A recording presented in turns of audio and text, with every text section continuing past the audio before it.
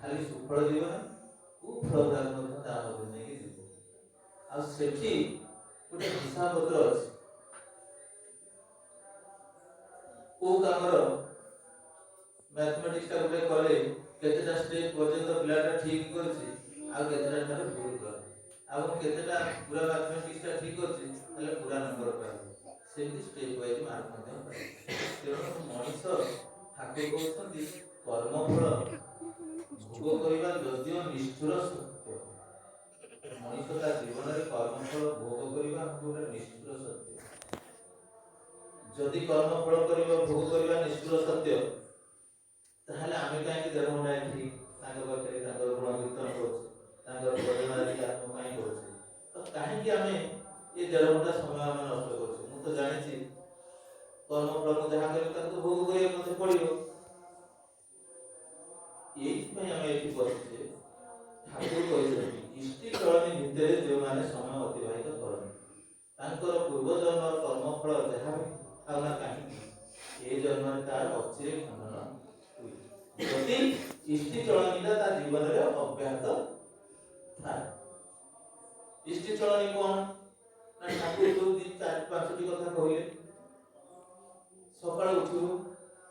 नाममय होइके नाम ध्यान करिबो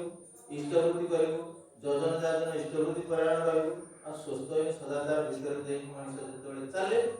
सेतबेले से इष्टि चलन को किंचित मात्रा रे आपणाय पाए आउ आर भितर देई जे आमे एई जो दीक्षा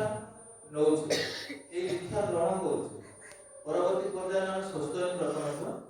ग्रहण करूछु मु आज की पाखापाखि 38 वर्ष का दीक्षा नेलानी ये कथा मध्य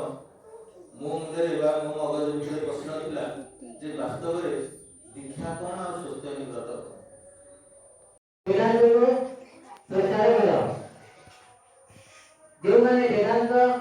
पढ़ी बा वेदांत को सुनी जानी पाउनांती से माने गीता को अध्ययन करो गीता बाणी की सुना से को शरण जाइबो सात दिवस रे अनेक माने गीता पाठ करंती अनेक प्रकार से माने माने पाठ करंती विभिन्न प्रकार पवित्र अनुष्ठान करंती सात दिवस रे श्री ठाकुर कहते तुम्हें माने वर्ष के थरे जो तिथि से व्यक्ति जीवित होइछि से तिथि हम माने साध अर्पण करछे